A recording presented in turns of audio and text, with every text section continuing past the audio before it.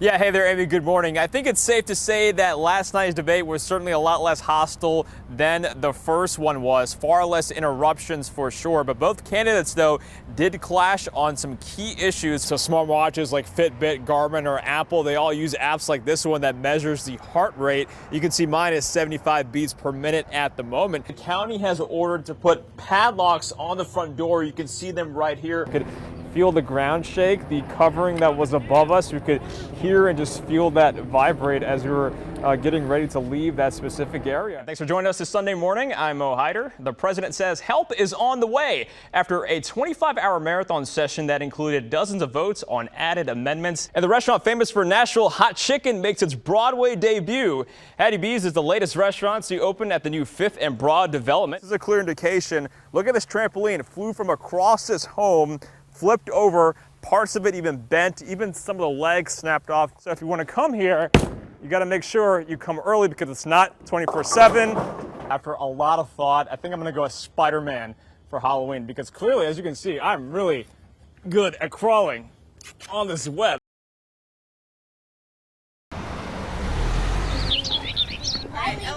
The sound of cheer and laughter still don't make coming to Charlie Daniels Park an easy trip for Art and Jana Frensley. Nearly a year ago, their 7-year-old son Rowan died at the Mount Juliet Christmas parade when he was hit by a trailer. We never would have imagined it would happen to us. With losing a child, I think that you try to remember every little moment you can with them because there's no more in this life.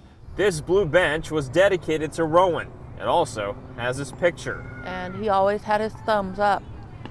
Everything's gonna be okay. But so many more tell his story. He just loved the color blue.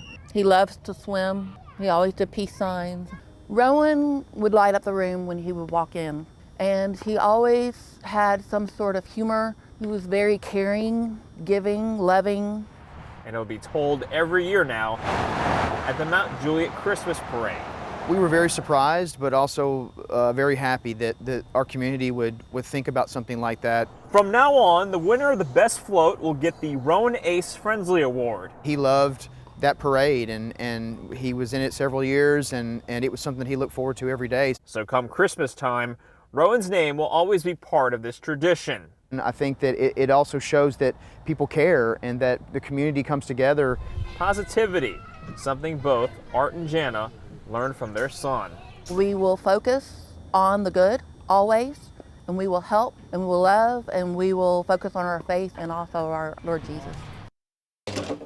Everything starts with a cardboard base. Wayne Brzezinka lets his work do the talking. I don't want to be silent. For years, he's wanted to address an issue that's often brushed aside. Racism is a touchy subject, and I'm white. What do I have to say about it? What can I say about it? But after the death of George Floyd, he no longer had questions. I watched the video and was moved so deeply. I'm like, again, I can't be silent. I have to say something, do something. Since the answer was right in front of him. You know what? I have had success as an artist, and my art is my voice, and I can't be quiet. For years, he's made collage art, telling stories through portraits, and now he's dedicating one to George Floyd. My voice has come out through George Floyd's portrait. I want people to stop and be contemplative and to think about racism, to think about George Floyd's life. While Floyd's face can be seen, this portrait also focuses on a bigger picture. I didn't want to have people forget the other individuals who have also lost their lives, through police brutality. Because sometimes the strongest message isn't always from the loudest voice. I think there is a lot of power in art. With photojournalist Dan Blumel, Mhaidereel, News Channel 5. Well, welcome everybody. While Brett Gillen plays guitar alone in this thrift store, he still has an audience. I can't see them. I can just read what they write. It's weird at first because you're just sitting here kind of talking to yourself. He's live streaming guitar lessons to veterans. Just like sitting in class. With Creative Vets, a nonprofit helping veterans heal through art and music.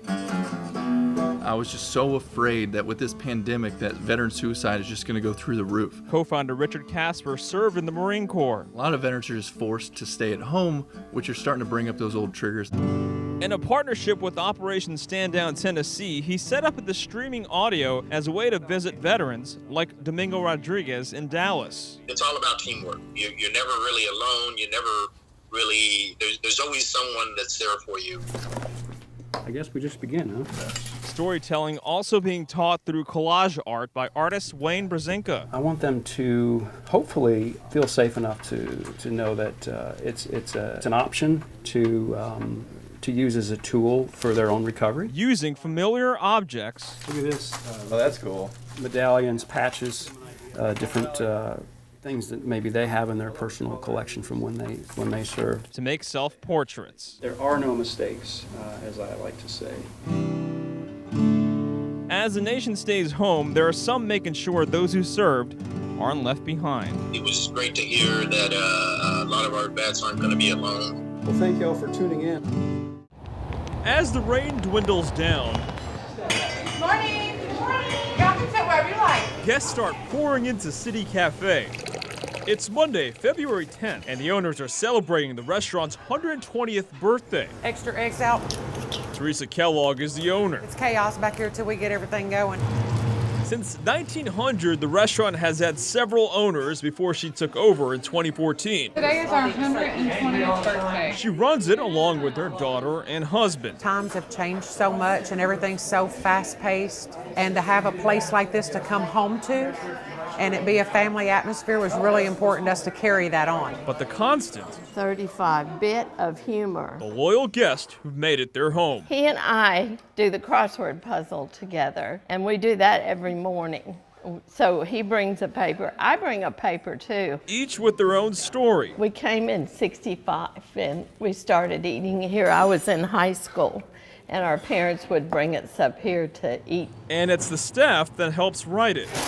Like Donnie Appleton, who's worked here for 34 years, is always taking care of his guests. I mean, it's good moving around, good exercise. I just, that's what I do. But the kitchen is where the heart is, and the dishes all share a key ingredient. A lot of love. An old menu hangs on the wall. Mr. Nelson, who's been a regular since 1954, remembers how the prices used to be. Wood cover. Coffee was a nickel. Even with all the changes decades later, it's another place to call home. Excellent as always. Mhaidereel, News Channel 5. Bye now.